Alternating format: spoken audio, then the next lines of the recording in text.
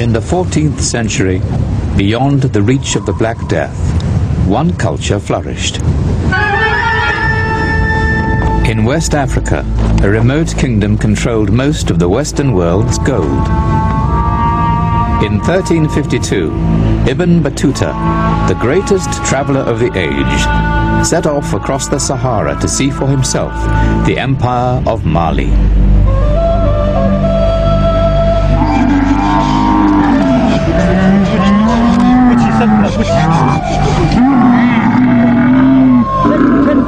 He crossed the desert with a salt caravan. Salt allowed the people of Mali and their animals to survive the ferocious heat.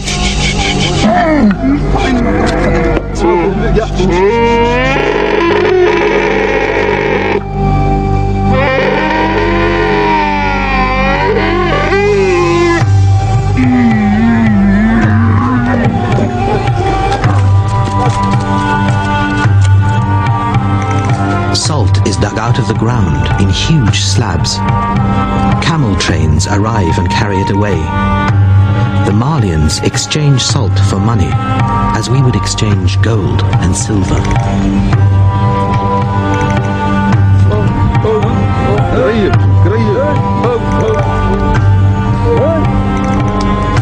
Salt is traded here still, carried by camel as it was in the 14th century. Mined in the north, the salt moved south to be exchanged for fortunes in gold dust.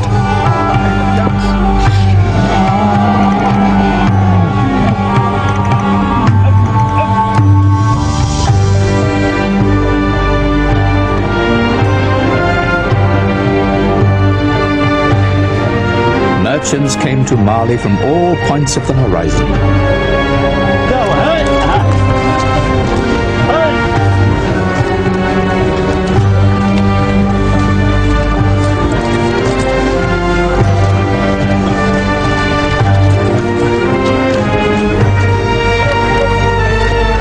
In a single year, one writer recorded over 12,000 camels on just one of the roads.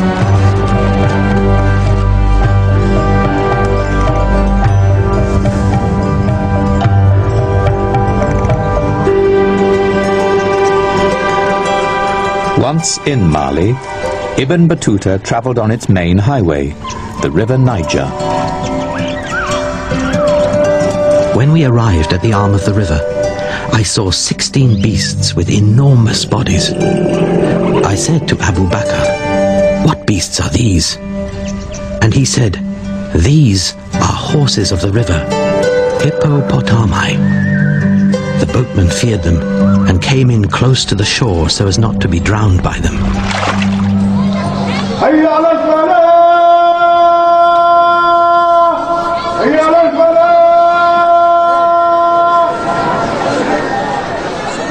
In the 14th century, the Great Mosque of Jenny stood at the heart of Mali's empire. Here, Ibn Battuta found familiar ways of life and routines of prayer. Malian cities like Timbuktu and Jenny were famed throughout the Muslim world. Their mosques, libraries and schools were gathering places for Islamic intellectuals.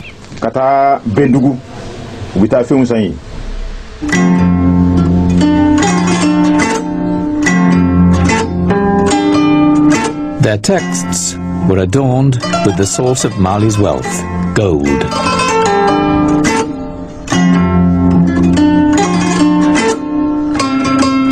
Gold also paid for royal magnificence, the court poetry and music in praise of the ruler.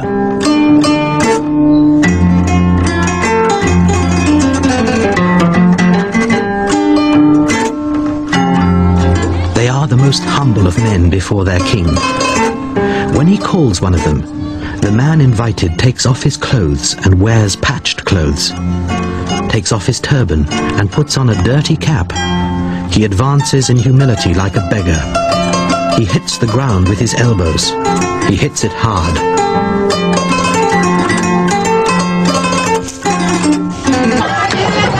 When the Sultan sits in council, drums are beaten, bugles sounded.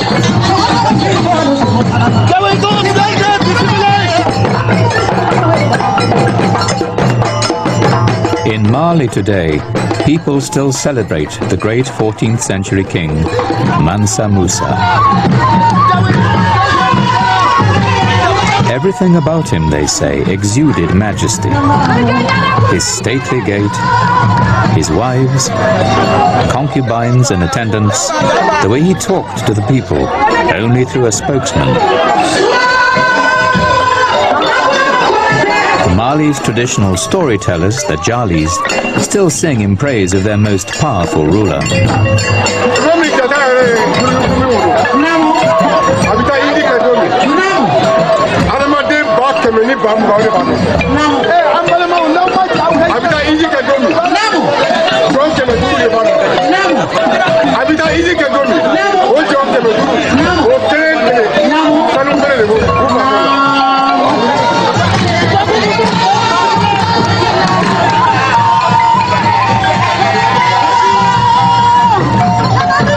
Mali's wealth paid for an army and military expansion. The strength of the Mansa's army was cavalry. Mali's mounted soldiery survive still in terracotta. Heavy-lidded aristocrats with protuberant lips and up-tilted heads, crowned with crested helmets, ride on elaborately bridled horses.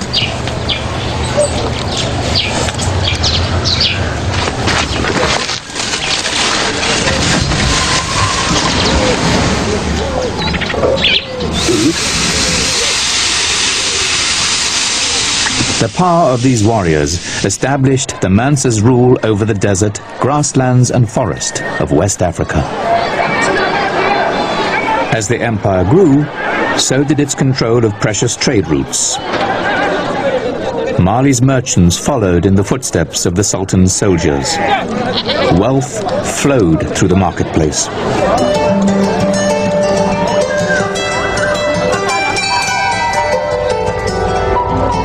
In the markets of the south, Ibn Battuta saw the gold he had been looking for.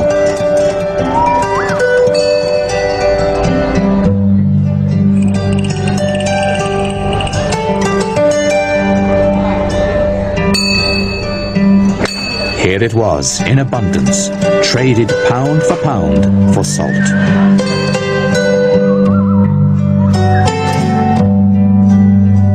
But the Malians kept the source of their gold a closely guarded secret. Outsiders heard only rumors and fables. It grew like carrots. It was brought up by ants in the form of nuggets. It was mined by naked men who lived in holes.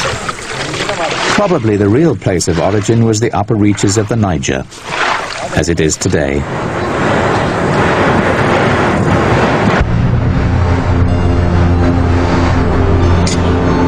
The kings of Mali took all the nuggets in tax and left the goldsmiths with the gold dust.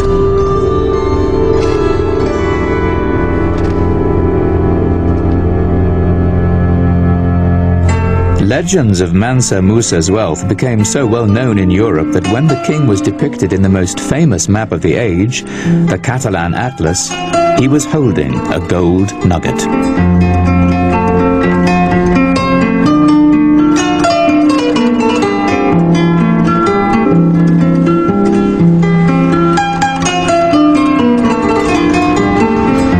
But the legends were shown to be true. During Mansa Musa's pilgrimage to Mecca, his extravagance inflated the economies of the towns he visited. The passage of his caravan of gold was remembered for years.